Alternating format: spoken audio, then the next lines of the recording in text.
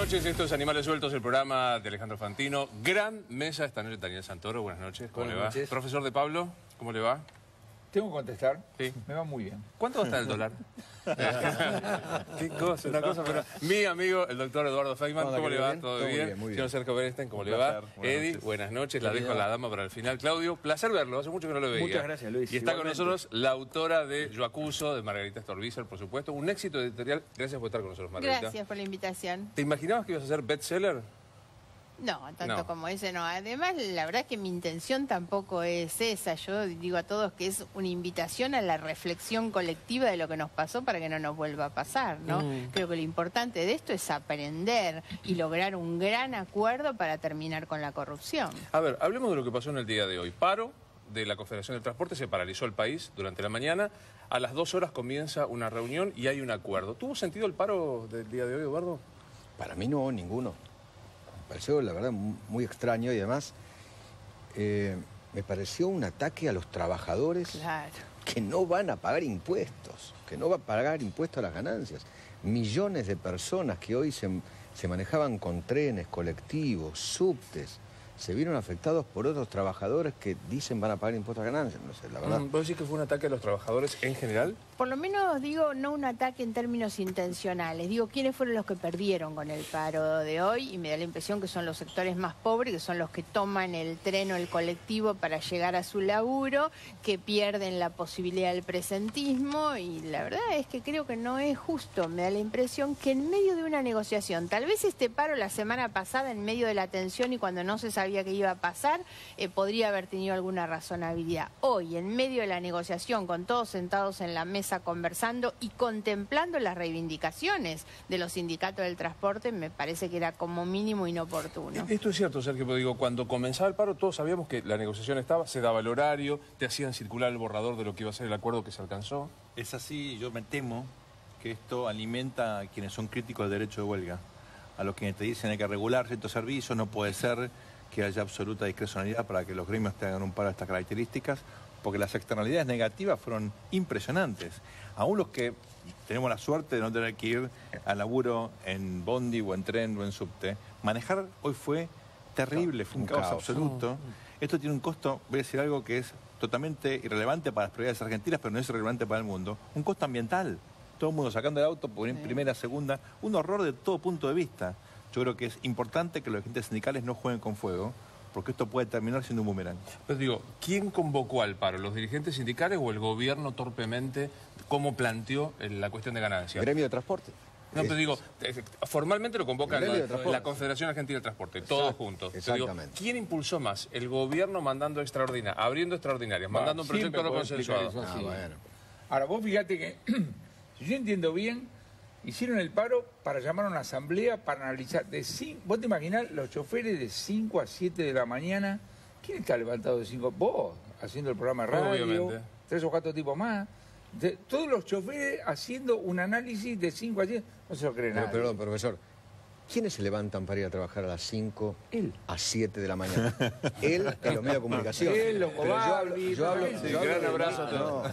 Yo hablo de miles de trabajadores. Los productores. Alguien puede decir, ningún paro tiene sentido. No sé. Pero esto, que vos digas, vamos a parar de 5 a 7 para hacer asamblea de choferes, para analizar, no sé. No se lo cree nadie. La gente que hoy perdió su tren, su subte, su presentismo, no se merece 5 horas de paro. No se lo merece. Digo, lo convocó formalmente la Confederación Argentina del Transporte. ¿Se generó mayor adhesión por la actitud del gobierno, Daniel? Yo creo que el gobierno se equivocó en haber retrasado la discusión sobre el impuesto a las ganancias que afecta al 20% de los argentinos, ¿no? Y después, bueno, Massa aprovechó, se lo dejaron en bandeja y el gobierno tuvo un error político de haber permitido que en extraordinarias incluir, sin tener mayoría en la Cámara de Diputados, ese tema y sin tener una posición negociada y consumada, porque digamos, estamos en un fenómeno desde el 10 de diciembre del año pasado hasta ahora de parlamentarismo, donde se negocia todo. Bueno, fuera de cámara lo decía recién Margarita, digamos, y eso es lo que hay que llevar. No hay que aprovechar de esta situación, hay que esperar que la campaña electoral empiece recién cuando lo disponga la justicia electoral en marzo, abril del año que viene y no adelantar las cosas porque estamos en un clima muy sensible. Mañana es 20, está Luis de Lía y otros sectores diciendo, reivindicando el tema de la caída de la Rúa, llamando a este tema de la cultura del helicóptero, ¿no? Que también hay que voltearlo a Macri. Entonces, no hay que jugar con fuego, como era la expresión que vos decías recién, ¿no? Pero yo digo, pensando en la foto, vos no estabas de viaje. ¿Te hubieras sentado al lado de Kicillof y Recalde ese día? No me hubiera sentado en la foto, pero sí hubiera votado el proyecto con la oposición. Y hay que tratar de no quedarse en la discusión de la cosmética. Me parece que la foto no era lo relevante. Acá lo cierto es que nosotros una semana antes votamos el presupuesto y ahora muchos dicen, ¿por qué vinieron con el impuesto a las ganancias una semana después del presupuesto? Bueno, porque el voto del presupuesto incluía la negociación de las ganancias. Para que el oficialismo obtuviera el número tan importante que tuvo de apoyo al presupuesto del año que viene, el acuerdo, digamos, de ese voto fue que a la semana siguiente votábamos ganancias.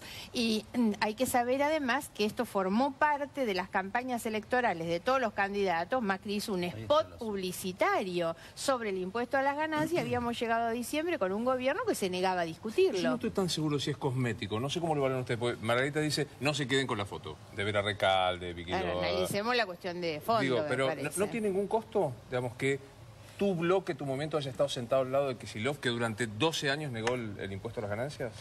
A ver, durante todo el año yo quiero reivindicar sobre todo lo que fue un año de mucha madurez política, con un gobierno que mostró su madurez convocando, escuchando, aceptando las disidencias, construyendo consensos con mucha dificultad.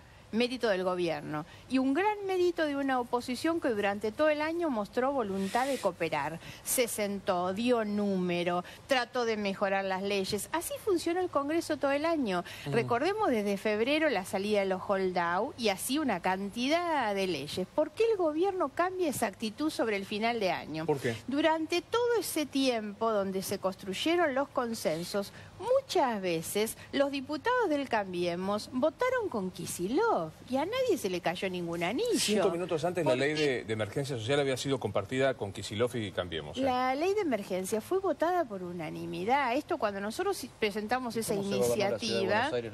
Tal cual. Claro, pero además en el Congreso. Entonces yo digo que se asusten porque nosotros votamos algo con Kicillof. La verdad hemos votado un montón de cosas todos juntos. Ahora yo no hubiera estado en la fotografía. A mí la foto me parece que es un alardeo de la construcción de una mayoría que sobra, está de más, la verdad, no sé para qué hicieron esa conferencia de prensa. Eso, había que sentarse. Para eso. Había ¿Cómo que para qué lo hicieron? Por eso es un alardeo que yo no comparto. Yo creo que cuando pase el tiempo, y si es que el paso del tiempo achica las pasiones, porque en la Argentina las pasiones nunca se achican, y las cosas se terminen de medir en kirchnerismo o no kirchnerismo, se va a escuchar más, tal vez, si maduramos, lo que se dice y no quién lo dice.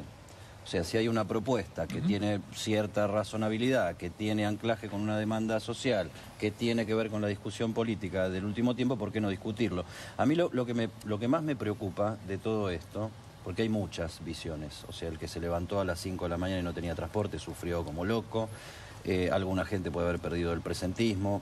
Calculo que eso, sabiendo que hay un paro del transporte, no sucede, pero corres el riesgo. ¿Puedo ponerte un paréntesis? Es un claro caso de fuerza mayor jurídicamente que permite... No se puede. O sea, no podés descontarlo porque es caso de fuerza mayor. Ese es un recorte. El recorte que hacía Sergio también. Hay quienes quieren aprovechar esto para cuestionar el derecho a la protesta. Habría que modernizar el derecho a la protesta.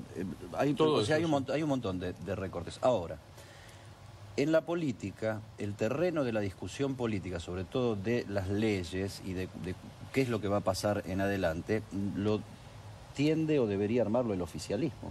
Claro. El oficialismo dejó vacío ese terreno. Cri, después de haber hecho mucha fuerza en la campaña, de haber sacado algunos votos populares o de sectores sindicalizados o de sectores que hacían este reclamo, porque el tema de ganancias significó la ruptura de la CGT con Cristina. O sea, no es un tema que apareció ahora contra Macri. Pero ¿sabes qué? Entonces yo digo, si vos dejás ese terreno y lo ocupan otros, y lo veo al gobierno como corriendo desde atrás de la situación. Yo no estoy tan seguro, me gustaría preguntárselo a Claudio y obviamente a Margarita, que es la interesada, que sea efecto neutro la foto. No, para nada. A mí me parece que decir, formalmente, no estabas porque estabas de viaje, Margarita al lado del Kicillof, las redes son un recorte absolutamente arbitrario. Pero mucha gente, yo veo que veías para este lado, mira, esa foto estoy hablando, que decía, Margarita, ojo con la gente que se junta. Pero, perdón, Luis, ahí hay que aclarar algo. Yo estoy en desacuerdo con casi todo lo que dice el kirchnerismo y lo que hizo el kirchnerismo. Sí. Pero un diputado kirchnerista es igual de legítimo que un diputado de cualquier otro bloque.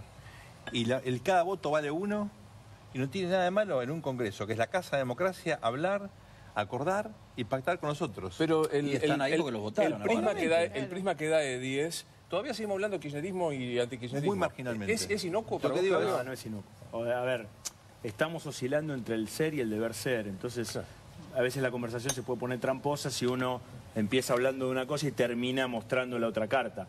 Me parece que el deber ser, yo comparto absolutamente lo que dice Sergio, es la casa de la democracia, es el lugar donde se debería hacer política. En una época el kirchnerismo se jactaba diciendo, bueno, volvió a la política. No, mataron la política porque cerró el Congreso. El Congreso estuvo... Acordémonos del chiste que hacía acá el Turco Asís, que era alquilémoslo para casamiento. Claro. No se usaba. Era penoso. O sea, los diputados que querían trabajar, nos consta acá a mi izquierda, a mi derecha, iban penando por los pasillos con proyectos. Intentando la coma y no lo conseguían. Nada. Ni los oficialistas. Creo que ahora, esa composición del Congreso merece otra cantidad de análisis y de críticas. Pero se hizo lo compuso el voto popular. Entonces, en determinada circunstancia, el voto popular dijo equilibrio total, se negocia todo. Y en determinada circunstancia, el voto popular dijo liderazgo absoluto, no se negocia nada. Ahí vamos de vuelta al ser, vamos al barro, como vos solés decir. Esa foto con un Kicillof que pocos días después, claramente era digamos, el cerebro político era Massa, el cerebro económico era Kicillof de esa foto. Eso fue lo que se transmitió. Con un pequeño error de cálculo. Con un error de cálculo de 40.000 millones. Más o menos. Más o menos 40.000 millones de pesos. Digamos que todo lo que se sentaron alrededor de él tendría que otro recorte. Pateado a golpes. ¿Y qué me hiciste hacer? Porque lo que se veía, acá lo conversamos una noche, era un montón de gente que no maneja ni una sola provincia, cero, ni Córdoba, porque la alianza de Massa, recordemos, es con el señor José de la Sota, no con Schiaretti, que estuvo muy activo oponiéndose a esto. Entonces, es un impuesto, ganancias, cuesta explicarlo, pero que es muy importante para las provincias, para su recaudación, y donde hubo una puja que evidentemente después ocurrió en el Senado. Entonces digo, la política... Sí, Margarita. No, una cosa como aclaración. Lo primero es que la oposición impulsa un proyecto que cuando uno ve el resultado al que se llega hoy, sobre todo por lo que dice Claudio de los gobernadores... lo más básicamente posible, si sale... ¿A partir de cuánto va a pagar un trabajador soltero y cuánto un trabajador casado? 27.000 y 37.000 aproximadamente en ese punto. Y lo que quería marcar es eso. Eso está marcando el equilibrio y la racionalidad entre una oposición que fue con su proyecto porque el oficialismo se negó a negociar con ellos. Mira, ahí está. Y el proyecto que quería el gobierno. ¿Quiénes van a pagar? Un casado con 2 hijos a partir de los 37.000 brutos. Hay que sacarle hagámoslo redondo, doctor de Pablo, un 20%. O sea, que es un 30.000. Yo no sé hacer las cuentas, doctor de Pablo. ¿Cuánto va a estar el dólar a fin de...?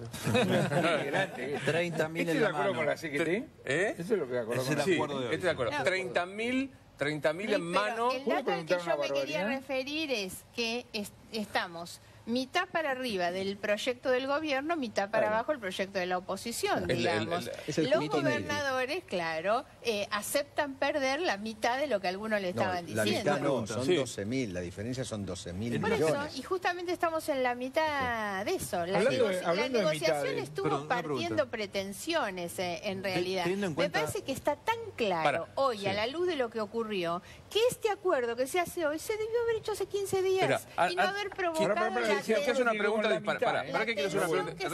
pregunta disparatada. Vamos a repasar un poquito para que los que nos están viendo tratemos de explicar lo que es lo que se acordó. Esto es un acuerdo que todavía falta. Miércoles y jueves, supuestamente, senadores y diputados.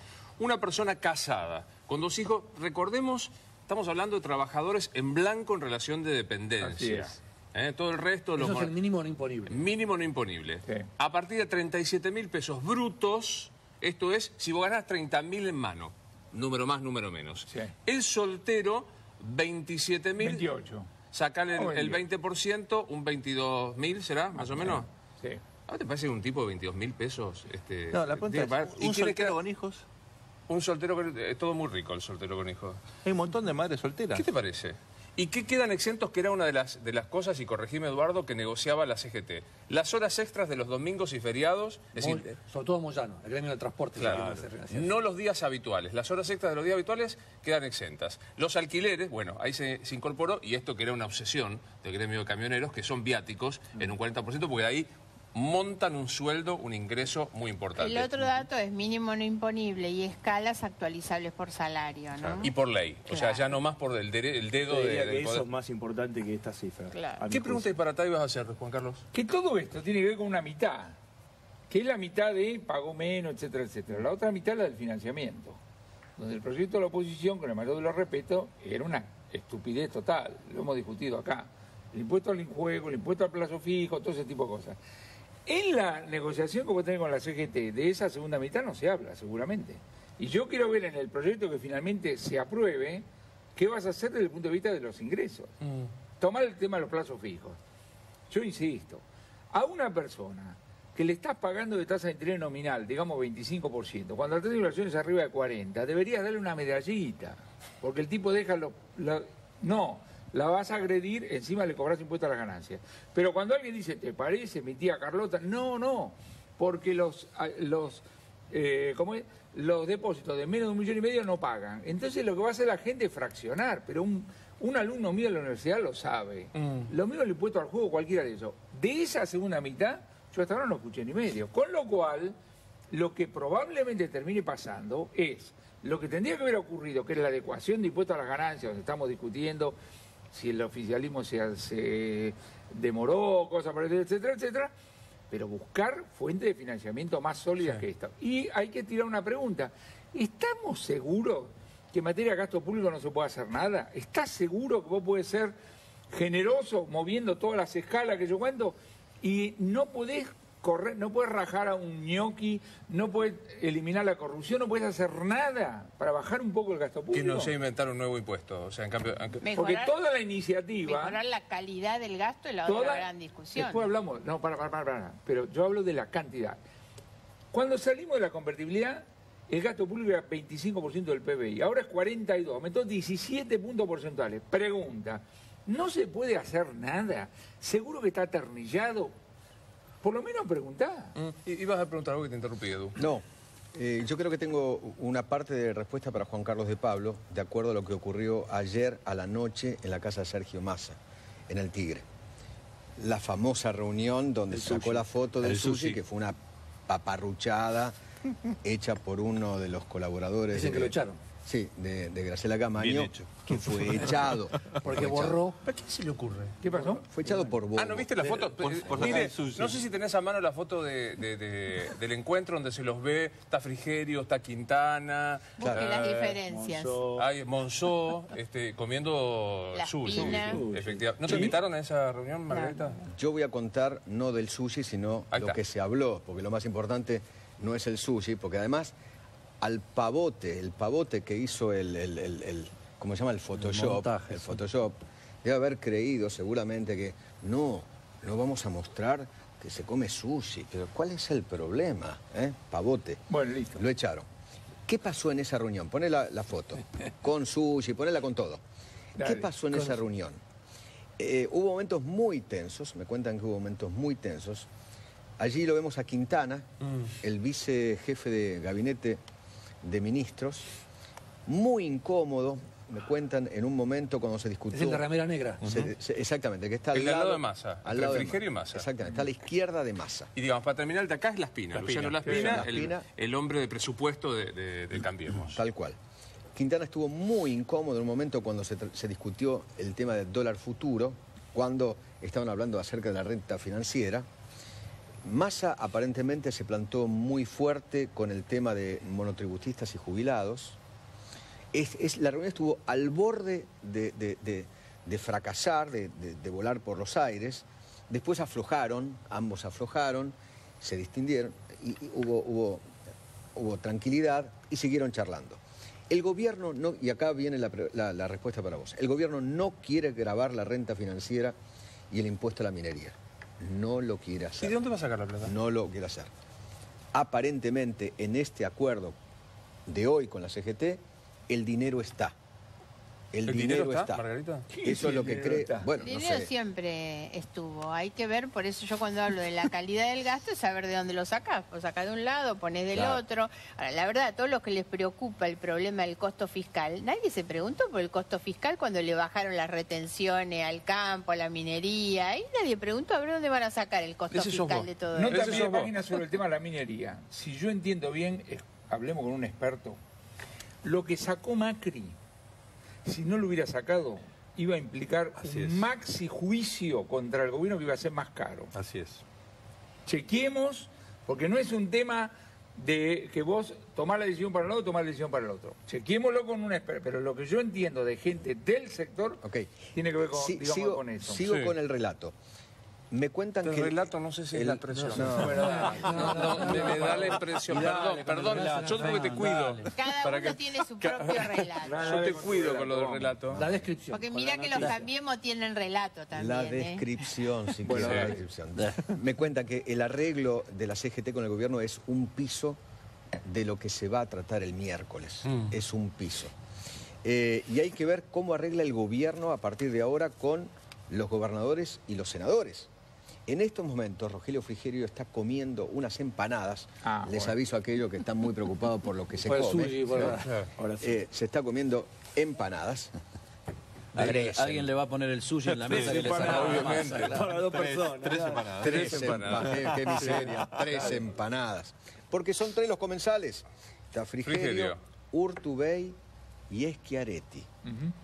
Los 3 hablando acerca de lo que hoy se comentó. El acuerdo del gobierno con la CGT le saca a las provincias 12.000 millones. Eso es lo que tienen que hablar con los gobernadores. A ver si ellos quieren que se les saque menos todavía. Entonces todavía la cosa no está totalmente atada.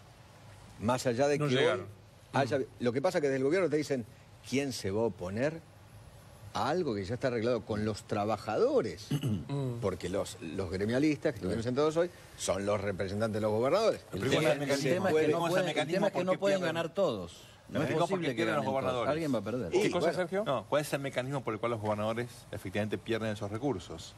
Al modificarse la alícuota, hay un montón de plata que se coparticipa, porque es un impuesto coparticipable, que efectivamente no se recauda y por eso los gobernadores dejan de recibir esos recursos. Sí, Daniel. La escena que contabas vos, ¿no? El trabajador del transporte que hace un paro salvaje para no pagar el impuesto a las ganancias que financia otra realidad de la Argentina, que es la realidad de los piqueteros, la realidad de la gente que cobra la asignación universal por hijo, las cooperativas, trabajar. Yo leí un artículo de Jorge Osona que decía, ya no estamos con el desarrollismo o el liberalismo, estamos con el pobrismo. Así, la pregunta es, si esta estructura de que hay que financiarla de alguna forma, sin recortar el gasto, obviamente, para mantener los derechos individuales, los derechos sociales básicos para la gente, que llegó para quedarse en Argentina. O sea, el kirchnerismo no lo resolvió. Nos dejó una herencia del 30 o el 32% de pobres. Entonces, porque ese es el problema. Yo me acuerdo, cuando yo era joven cronista, había que discutir esto con la CGT y nada más. Y no se discutía más. Ahora hay que llamar a las organizaciones piqueteras, van a tener una obra social, cosa que hemos discutido también acá en la mesa y todo lo demás, pero digamos, es otra cosa que se ha insertado en la realidad y a mí lo que me da lástima es que no pensemos esto que es algo provisorio. Pero, vamos a poder resolverlo. ¿Sabes qué? Lo que estamos hablando es de una miseria. Se conversó siempre. Pero digo, ¿sabes qué me impresiona? Estamos discutiendo si, y esto me va a acusar de demagogo Juan Carlos, digamos, un laburante que tiene la suerte de trabajar en blanco, que recibe 22.000 pesos, paga impuestos a las ganancias. O sea, la Revolución Nacional y Popular que acaba de irse el 10 de diciembre pasado, hace un año, a un laburante de 15.000 pesos le hacía pagar el impuesto a las ganancias. Municipales, docentes, ¿qué cosa? Porque en el mundo se llama impuesto a los ingresos, income tax. Acá le pusieron ganancias, porque originalmente es un impuesto del 75, que se cargaba ganancias. Después Machinilla, ¿te acordás? Le puso los ingresos altos de $6.000.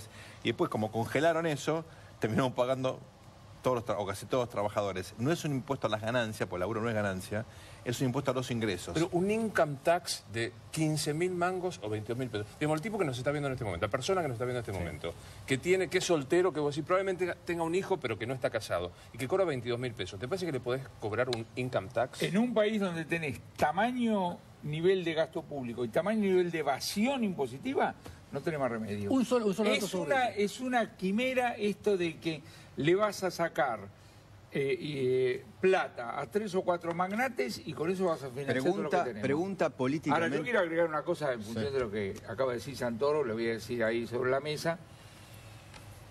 Si estamos delante de la fuerzocracia, y yo creo que en materia fiscal estamos delante de la fuerzocracia, acá tenemos un problema dramático.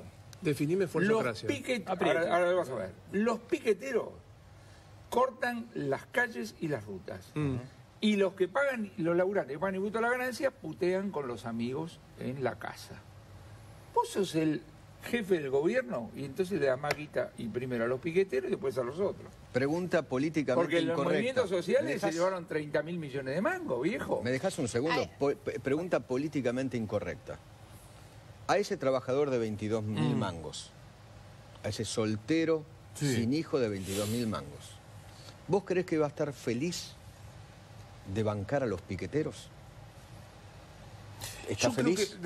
No sé si es incorrecta, me parece que es como una encerrona. Que el tipo, el tipo quiere que poder circular... El tipo quiere ir a trabajar para su sustento y muchas veces no puede ir a laburar porque tiene el piquete, porque tiene el corte. ¿Y vos con quién crees que estás más en desacuerdo? ¿Con el gobierno que le saca 22.000 pesos o el que le hace el corte? ¿Vos te crees que es justo que hay jubilados que tienen que pagar impuestos a las ganancias? No. ¿Y bancar a los piqueteros? ¿Qué es justo?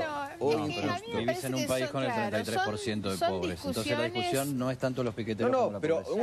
una cosa es la cuestión social y otra cosa es el piquetero. A Son dos mí me cosas parece distintas. que acá hay discusiones que siempre se van postergando y nunca se dan. Una es que el sistema impositivo que tenemos es injusto, regresivo, enmarañado, complejo, la verdad, y esto hay que darlo vuelta como una media definitivamente. Hay que terminar con impuestos que se ponen y se sacan en función de la demagogia electoral, de las necesidades de la caja, tiene que tener otro sentido.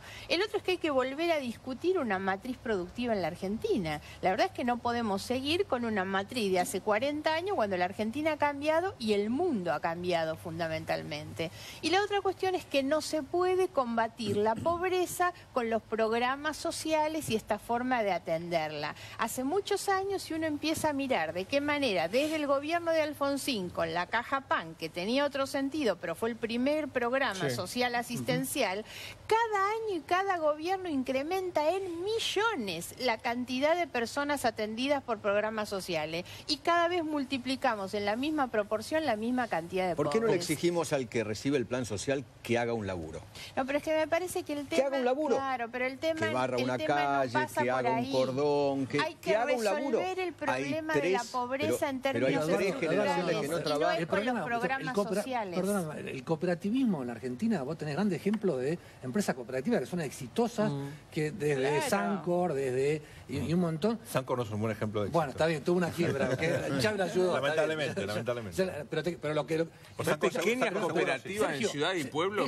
Digamos, yo vengo de Rosario, donde ha habido un movimiento cooperativista que salvó empresas que estaban liquidadas y que están funcionando hoy. Pastas, en todo el sur de Córdoba, Los Leones y demás, que manejan la electricidad, el gas del pueblo y todo lo demás. Acá es que se ha distorsionado la idea de la cooperativa y lo han hecho con un fin proselitista. Político proselitista. Por eso, entonces, yo estoy de acuerdo con eso. Pero acá, aparte del problema de instalar el pobrismo ya como una política estructural, está el problema de que se casa, que los titulares de la AFIP van a cazar impuestos dentro del zoológico. ¿Te das cuenta? Hay un 40% de la economía, 40% informal. Entonces, pidámosle en el Congreso a los titulares de la FIP, a Echegaray antes, bueno, ¿cuánto bajaste vos la economía informal este año? Pero vos es que Juan Carlos introduce algo que es muy interesante. Le pegás más al laburante los 22.000 pesos que al tipo que no labura y te corta la calle y extorsiona. A mí es muy análogo lo que pasó en el Senado, o el fin de semana en el Senado.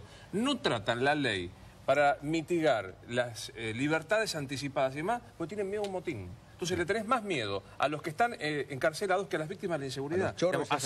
¿Me entendés esto? Materia fiscal se da todos los días. Todos los días. O sea, le tienen más miedo a los fuercistas, ¿cómo dijiste? ¿Qué era? La fuerzacracia. Uno en la facultad se la pagas hablando de todos los criterios técnicos, de los triángulos, todo eso. Fenómeno. ¿Vos querés entender la política? Sí. Entenderla de la fuerzocracia, no te vas a equivocar. El que atropella con más fuerza gana. Me acuerdo una vez, hace unos años, me invitaron los de FECLIVA, Federación de Clínicas de la Provincia de Buenos Aires. Entonces, en Luján, terminó la charla, bueno, ¿cómo, nosotros, doctor, ¿cómo nos ve? Están jodidos, muchachos, le digo. ¿Cómo, doctor? ¿Cómo dice eso? La semana anterior a esa cosa, los colectiveros habían tenido un problema. ¿Sabe qué hicieron los muchachos? Metieron 30 colectivos sobre Plaza de Mayo.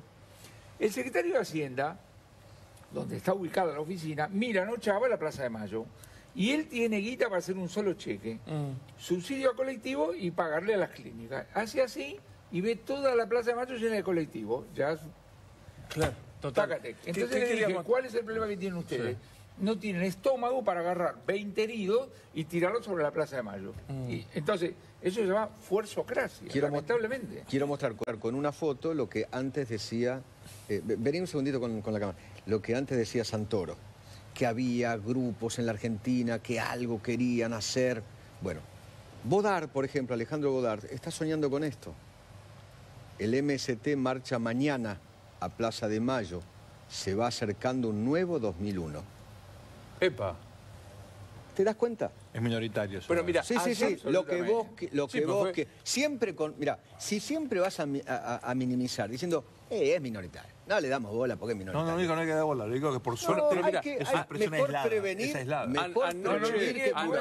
mejor prevenir. No, para. No, pero esto a mí me huele saberlo. Pero me huele a instigación, de verdad. Saberlo. Me suena una instigación complicada. Sí, claro. Saber que hay gente que piensa así. Cuando un señor dice eso, ahora tenés dos alternativas. Vas a la casa, a la casa, los agarrás... No, dejalo que vaya a Plaza de Mayo, pero ojo... O te la bancás. Lo que dijo... Se la van a tener que bancar. Lo que dice el presidente de la Nación y el jefe de gobierno, con quien no hablo, por supuesto, es... Porteños, por favor, bánquense lo que venga. Acá lo único que no necesitamos son 3 muertos. Así es. Anoche bancame un segundo, Eduardo. Bancame un segundo. Anoche Carrió dijo esto. Estuvo con Luis Majul y decía esto. Lo que quieren determinados sectores que quieren golpear es que haya un muerto. Y esta Argentina no se puede permitir una sola víctima. Se va a respetar porque lo que no hacen los que cortan es respetar los derechos humanos del resto. Pero hay que garantizar, primero, no caer en la jugada, en la emboscada de algún sector kirchnerista que busca un muerto. ¿Vos sí que no? Yo lo viví en la Alianza. Se le fue la mano a Gendarmería, mataron a alguien en el puente Chaco Corrientes. Yo lo viví en la época de Menem, en Cutralcó, cuando mataron a Teresa Rodríguez. Yo lo viví a todo. Con lo cual sé lo que buscan. Sé lo que buscan.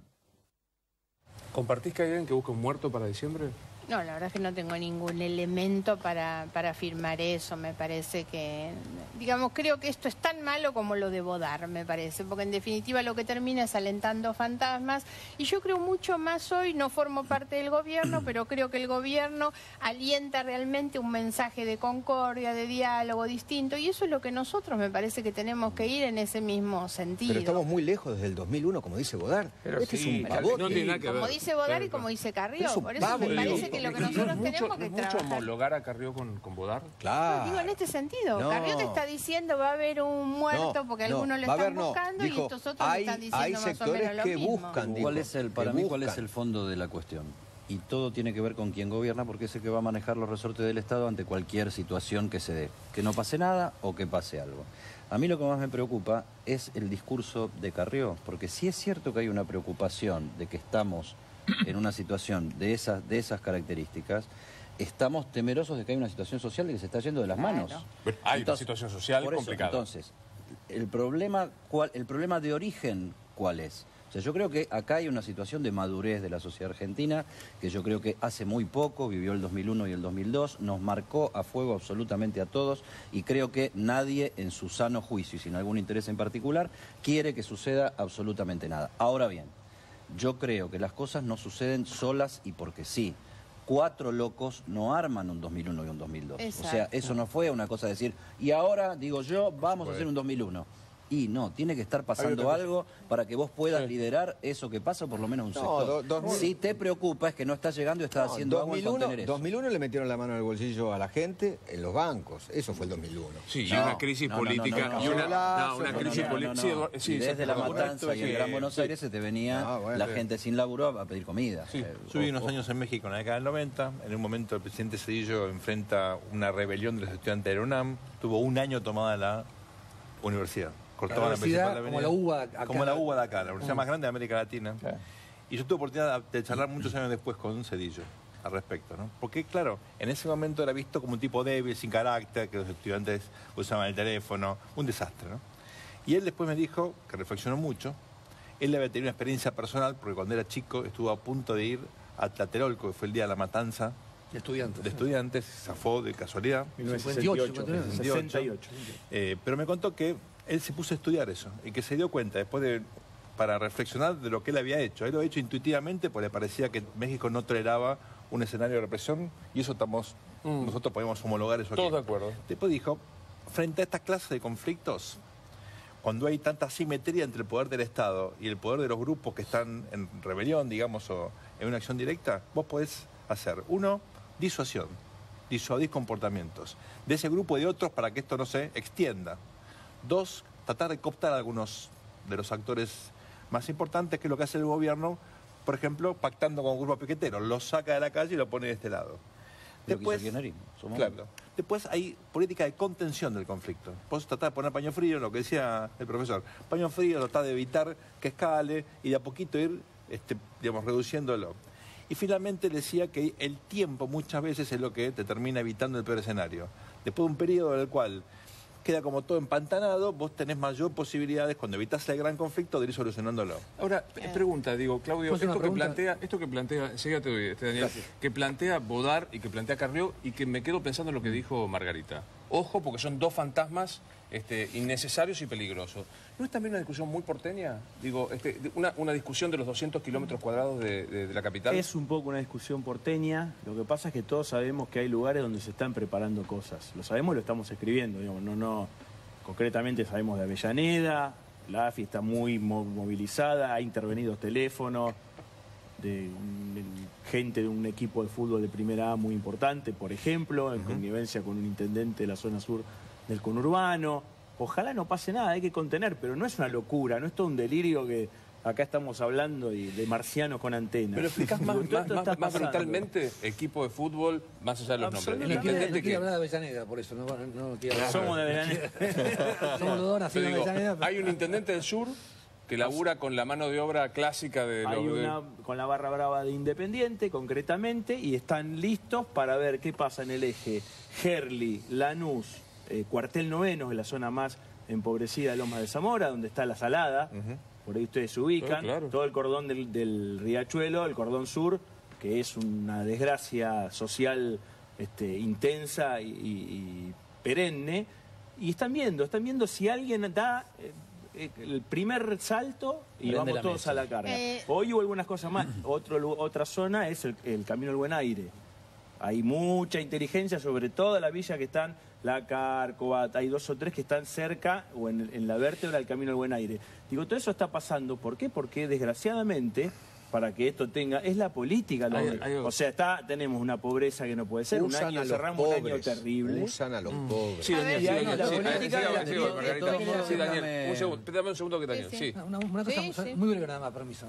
El tema, una cosa es un conflicto social masivo como el que vimos en el año 2001, y otra cosa es que te tiren un muerto, que estos grupos paguen 100.000 pesos aprovechando esas situaciones sociales y te tiren un muerto en un supermercado en el Gran Buenos Aires. Yo creo que eso apunta, por eso del Ministerio de Seguridad se ha hecho una denuncia penal contra... en Facebook y demás. En Facebook. Pero se fue para vos. ¿Exageró Carrió cuando dijo están buscando un muerto? Carrió no dice saqueo, dice un muerto. Lo que pasa es que con poca plata y usando lo que llaman las bandas de pibes chorros, vos podés crear un escenario de un muerto. No estamos hablando de un escenario de crisis social como fue el 2001 con 36 muertos en Plaza de Mayo, represión de la Policía Federal y la Gendarmería. Estamos hablando de un hecho aislado que le deje a... Ustedes recuerden lo que significó, desde el punto de vista político, el asesinato de Mariano Ferreira en el gobierno de Cristina Kirchner, lo que significó para NET. Hecho por la patota sindical de ferroviarios. Carrió hace memoria de una cantidad de casos. Teresa Rodríguez, podríamos sumar Costecchi y Santillán, hay innumerables casos de muertos y los propios que se están cumpliendo 15 años del que se vayan todos en 2001. No fueron grupos desconocidos los que pusieron ese muerto. En general fueron las fuerzas públicas las que pusieron esos muertos, o sea, los que tiraron y dispararon el gatillo. Yo creo que hay que recordar con mucha precisión lo que se decía cuando murieron Costecchi y Santillán y lo que las pruebas fotográficas del diario Página 12 terminaron demostrando después, que fue una persecución como si se persiguiera a perros y terminaron con balazos por la espalda. Entonces yo digo, primero, yo no creo que nadie que vaya a protestar vaya a morirse. Sí creo que hubo muertos en la protesta social en la Argentina y me parece que ahí lo que más debemos proteger es la actitud madura, organizada, preventiva del Estado, para que ello no, porque si no vamos a estar igualando a Pérez Giles de boca floja con el que tiene el poder de represión del Estado. Sí, Margarita. No, voy en este mismo sentido. Hay que diferenciar la explicitación minoritaria de lo que puede ser esto, con la consecuencia que sea, de un contexto hoy social y político que es absolutamente diferente. Aquello que ocurrió en el 2001 tenía que ver con un gobierno extremadamente débil, con muchísimos errores y todos los sectores medios movilizados en esa intención. Ahora, yo quiero volver sobre los equilibrios, los acuerdos políticos y la madurez política. Se habló recién de la ley de emergencia social. La ley de emergencia social es otra muestra de madurez de una oposición que propone nuestro senador Linares, fue uno de los... Es el autor, promotores. Exactamente, Linares, conjuntamente con Naval Medina también y con otros senadores. Ahora, la madurez del gobierno fue en una funcionaria de la que poco se habla, pero que yo creo que es una de las mejores, que es la ministra de Desarrollo Social, Carolina Stanley. Sin la menor duda. Carolina Stanley negoció con las organizaciones sociales la implementación de esa ley y ahí se conjugó la madurez de ambos sectores que yo creo que estaban previendo la posibilidad de un conflicto y cómo se atiende y se resuelve. Él te va a acusar de la fuerzocracia. Manera de proceder que desde el prejuicio nadie esperaba de un gobierno como el de Macri. Claro. Esta es la ley que crea 1 millón de puestos de trabajo a través de las cooperativas. Sí. Por unanimidad. Sí. Anotémosla, es histórica, ¿no? Sí. ¿Vos crees que el Estado va a crear 1 millón de puestos de trabajo a través de las cooperativas? Vos no crees. Así que fue por unanimidad. Todos, oposición. Yo lo anoto porque puede ser antológico eso. No, yo digo, y me llama la atención, mientras seguimos discutiendo impuestos a la ganancia, esto fue aprobado. Así que ahora tenemos 1 millón de puestos de trabajo creados por el Estado a través de las cooperativas. Vos mencionaste lo de Sancor y probablemente Sancor tuvo un problema, pero cuando vos hablas de Sancor, decís, acá hay una cooperativa, ¿no? Yo quiero ver lo que son estas cooperativas, 1 millón en Argentina, 1 millón de puestos de trabajo creados a través de... Dos, ojalá. Uno, que se impulse, y dos, que se controle cómo se maneja esa guita, porque si no empezamos el cantito de Milagro sale de curiosidad política, Margarita, ¿cómo es tu relación con Carrió hoy?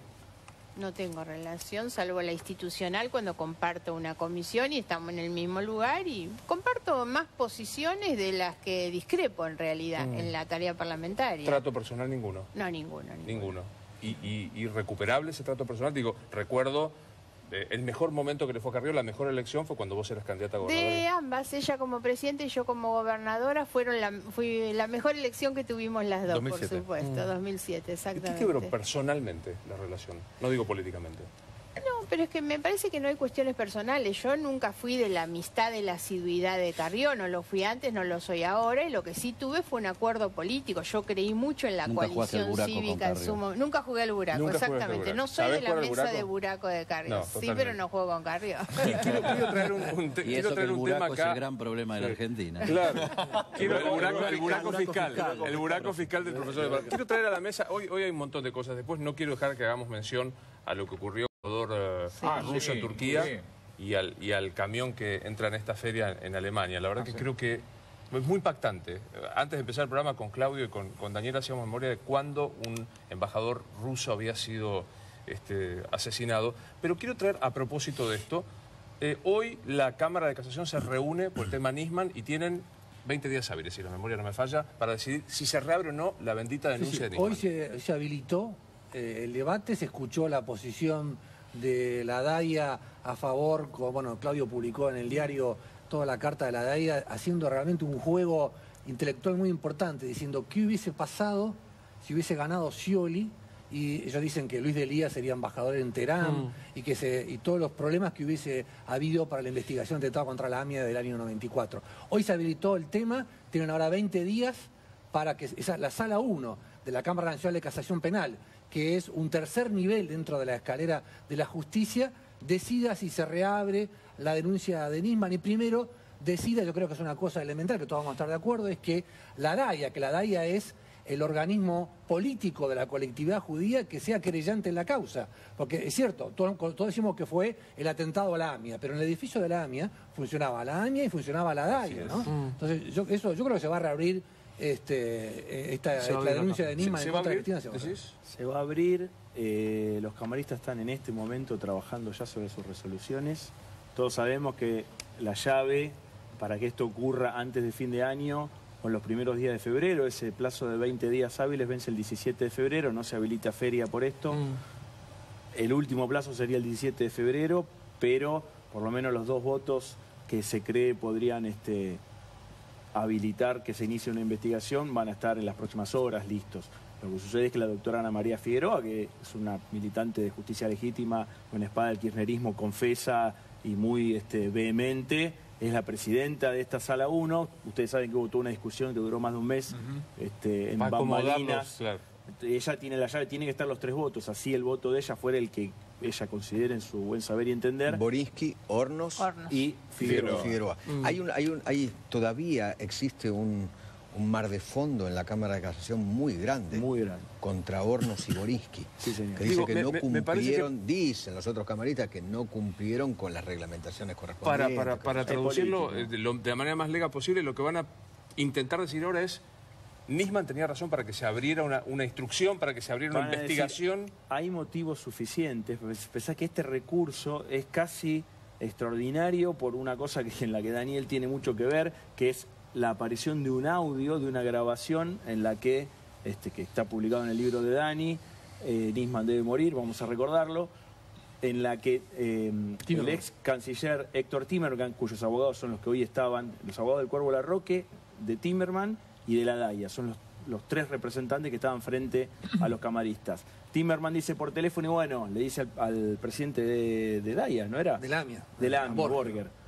Le dice, ¿con quién querés que negocie? Si son los iraníes. Entonces está como admitiendo la culpabilidad, la responsabilidad de atentado a la AMIA, y el pacto con Irán excluía prácticamente el juicio. En este juego que hace hoy la DAIA dice, bueno, solamente poniendo 24 horas un traductor, para el Mundial del 2026 se terminaría de leer la causa en la Comisión de la Verdad. O sea, era una manera de que no hubiera justicia, eso lo tenemos todos muy claro. Esto es la justicia. Digo, Margarita, cuando comenzó la gestión Macri, pasaron a NAFTA la justicia y comenzaron a haber decisiones, pedidos de indagatoria, imputaciones. ¿Se calmó, digamos, la justicia? ¿Se calmó en términos de investigación de lo que fue la corrupción? Vos lo dijiste eso en un momento, Marga. Sí, a mí lo que no me gusta es la generalización de la justicia, como cuando se habla de la política. Adentro de la justicia hay causas y jueces y fiscales que funcionan bien, y hay causas, jueces y fiscales que no funcionan directamente. Entonces no hay que generalizar esa situación. El gobierno dice a veces nosotros no interferimos, esta es la nueva etapa, y eso aparece siempre como políticamente correcto, salvo,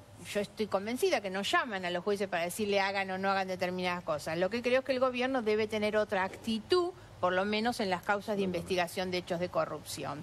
En el tema... ¿Cuál, por ejemplo?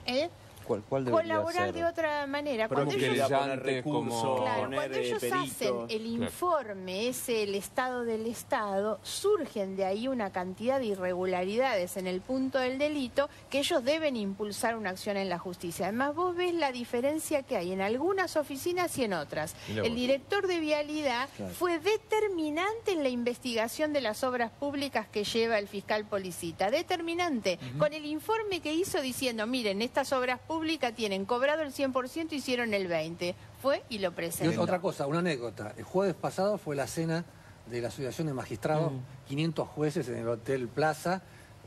estaba Lorenzetti, el ministro de Justicia y demás. Recondo, el expresidente de la Asociación de Magistrados, dijo, hay que sacar, le pido al Consejo de la Magistratura que saque las manzanas podridas de la justicia. Fue lo más aplaudido de toda la noche, wow. Que es lo que creo que falta con tu análisis, ¿no? Claro. Sacar a esos jueces que han alimentado la impunidad todos estos años. Sí, y quiero acotar una cosa sobre el tema Nisman, sobre todo.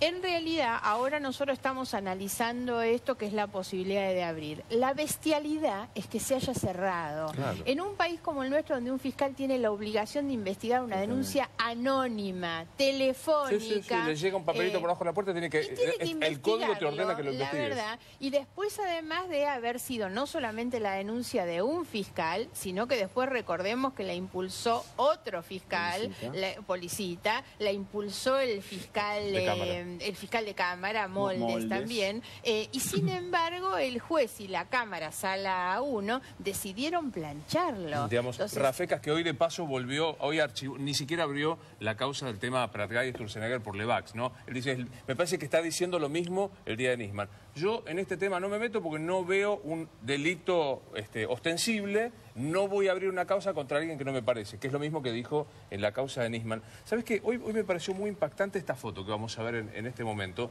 Tuvo 75 minutos Alejandra Gils Carbó... Pero no a solas. Con el Papa. No a solas. 75 minutos. ¿Cuánto tuvo con Macri? Pero no a solas, estuvo con otros... Dos fiscales de fiscal peruano. Generales... No estuvo a solas. Digamos la verdad. Igualmente logró la foto. La señora logró la foto que quería. Pero hoy el presidente del Colegio de Abogados de la Ciudad de Buenos Aires, Guillermo Liperas, pidió el juicio político por mal desempeño ante la comisión del Congreso de Gils Carbó, que eso es lo que hay que... Nosotros lo venimos pidiendo hace 3 años. Yo la he denunciado penalmente por lo mismo que ahora se pide el juicio político, y tengo pedido el juicio político en la Cámara también. Ella tiene 36 causas penales. Pero esto es la manipulación de las designaciones de los fiscales y la asignación de las causas. Hay una vieja causa que es en esa que tenía el fiscal Marijuán, cuando Marijuán se toma la licencia y había que investigar a los BAES, y ella termina, así, digamos, la instrucción al fiscal, termina designando un fiscal ad hoc sin acuerdo de Senado, y esa es la irregularidad delictual que comete, porque Gonella es el responsable de sacar a los bares y decir, no, en la causa solo se investiga a los chicos Fariña y el Ascar, dice, y se sacan a todos los demás. Claro. Ahora, mi pregunta, Edu, perdóname, Eduardo, ¿logró la foto Gils Carbó o la armó Pancho, la armó Francisco? Pancho no, la logró. Fue Pancho directamente. Su santidad. Respeto a la investidura. Le decían Pancho. En un momento decían Pancho. Eso digo.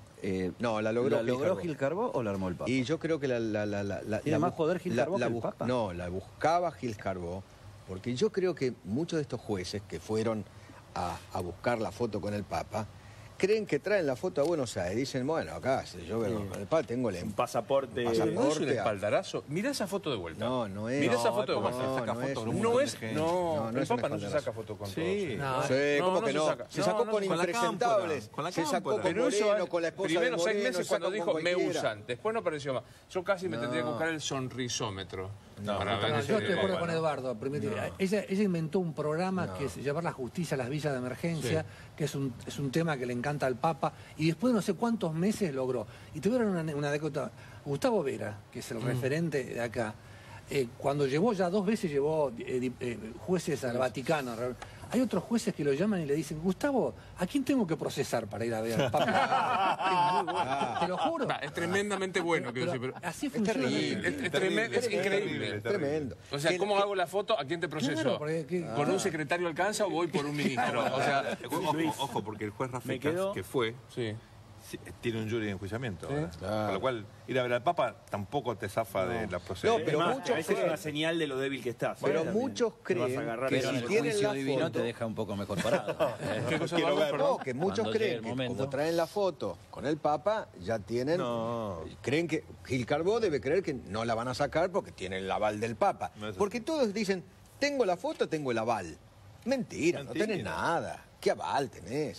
Yo no sé. Déjame, Luis, una aclaración que nos fuimos del tema AMIA. No influye en nada, o sea, hay tanto teléfono hablando con el Vaticano. Pasó algo muy importante, creo yo, que me parece que no lo destacamos, lo que deberíamos haberlo destacado, es el trabajo de los herederos de Nisman, los 3 fiscales que dieron a Nisman, que encontraron pruebas que confirman que el atentado de la AMIA fue causado por la Traffic Blanca. Se acabó la teoría de la implosión, del volquete de los sirios, de que había bombas. Se acabó del IA. Se acabó del IA, es muy importante. Es una vergüenza que ocurra 22 años después, pero estaba un balde rojo congelado. De casualidad. Perdón, no es la primera prueba, ya estos 3 fiscales encontraron, identificaron al muerto que no sabía quién era, que era el hijo de otra víctima, que nadie había reclamado nunca, este año pasado, y me parece muy importante. La tráfico de Yeldin estaba. Dejemos dar vuelta con cosas. Sí, Daniel. No, yo para abonar lo que dice Claudio, acá el Tribunal Oral Federal 3, cuando anula la investigación de Galeano contra los policías bonaerenses, dice en un comunicado que existió una traffic.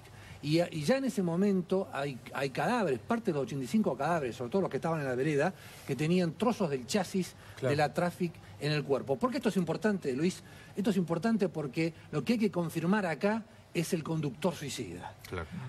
Acá el Mossad, el Servicio de Inteligencia de Israel, dijo, el conductor suicida es un señor llamado Berro, de una familia de suicidas del sur del Líbano, del valle de Beca.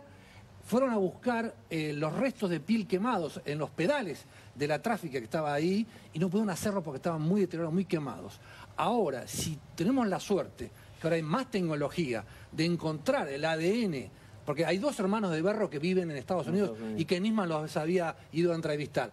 Podemos llegar a demostrar que Berro fue el conductor suicida, entonces por lo tanto va a quedar demostrado, yo no tengo dudas, pero no va a quedar demostrado que fue el Hezbollah del Líbano y vamos a avanzar en el tema de la Convención Internacional.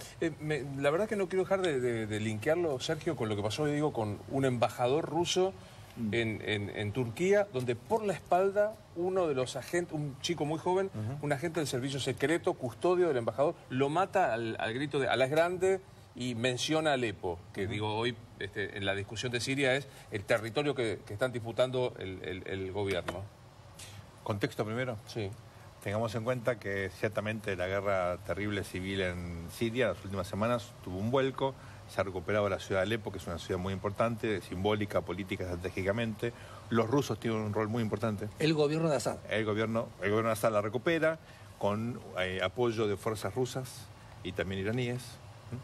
Rusia se convirtió en una potencia con capacidad de influir muchísimo en esta guerra y en la región. Y obviamente esto genera un cambio en el equilibrio de poder, donde los sectores más fundamentalistas, ISIS y otros, sienten que la presencia rusa desequilibra este balance que hasta hace no mucho perjudicaba al gobierno de Assad, ¿no? Ahora, más allá de este contexto, lo que queda claro es que estamos en un momento donde el equilibrio mundial es sumamente inestable, donde no hay ninguna medida de seguridad, como siempre ocurre, que sea perfecta. No hay prevención.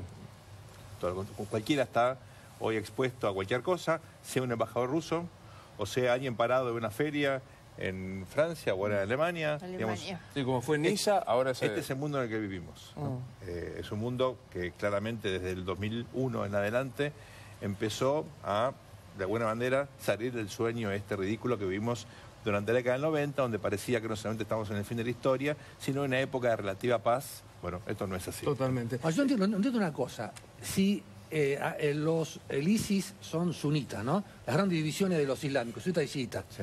Y Assad es chiita contra los rebeldes que estaban en Alepo, que fueron desalojados, que tenían una mayoría sunita. ¿Cómo un turco va a matar al embajador ruso? Y esto hay que agregarle una cosa que no nombraste, es que es el tema de los kurdos, ¿no? Sí, tal cual, fue central. ¿Para quién jugó ese...? No sabemos, hay que esperar la investigación que seguramente se va a hacer. Saber si se trata de un enajenado, digamos, alguien que se una conspiración. Puede ser algo individual, puede ser algo más general, más conspirativo. Recordemos que en Turquía hace poco muy puntual, ¿no? un golpe de Estado. Es un evento donde está el tipo hablando. Como tampoco quiero dejar de preguntarte, ¿es una presa política Milagro Sala? Bueno, creo que no. Si yo aceptara que es una presa política Milagro Sala, tendría que empezar a aceptar los que hablan de la persecución política de Cristina. Y por supuesto que me resisto a esto porque lo que intentan es abonar ese camino. Ambas son hoy el objetivo de una investigación judicial por hechos delictivos que se cometieron en los últimos años. Más allá de que a mí me guste o no me guste la situación de procesados detenidos que involucra a Milagro Sala y a varios miles en la Argentina, ¿no? Pero digo, cuando decís me guste o no me guste que un procesado esté detenido. No me gusta ni Milagro Sala ni los miles que hay detenidos en condición de procesados, porque a veces los organismos internacionales cuestionan eso. Eso es un cuestionamiento bastante general que la Argentina debe resolver frente al mundo. Lo que no voy a aceptar es que Milagro Sala esté detenida por perseguida política. Está detenida, investigada por delitos que se cometieron, que no es precisamente ni la amenaza al gobernador ni el piquete en la plaza de Jujuy, la verdad. Tiene que ver con otros delitos más vinculados obviamente con la corrupción, pero hay que ser muy cuidadoso porque por el camino hoy de ir a buscar los organismos internacionales que cuestionan eso, hablando de persecución política, van a buscar abrir eso como argumento, como justificativo de las investigaciones sobre Cristina. Haberse quedado Milagro Sala con la plata de los pobres es un delito de lesa humanidad. 1.400 millones de pesos recibió Milagro Sala y 2.900 gobernador Ferner, cuando era gobernador de Jujuy en esa época, y se llevó 29 millones en efectivo unos días antes de que asumiera Macri. Eso hasta está comprobado con los videos. Yo tengo denunciada la otra Tupac, que es la Tupac de Mendoza, una denuncia que presenté hace poco con un comportamiento similar. Igual, y otra señora exactamente con el mismo comportamiento. El problema ahí en Jujuy es el miedo.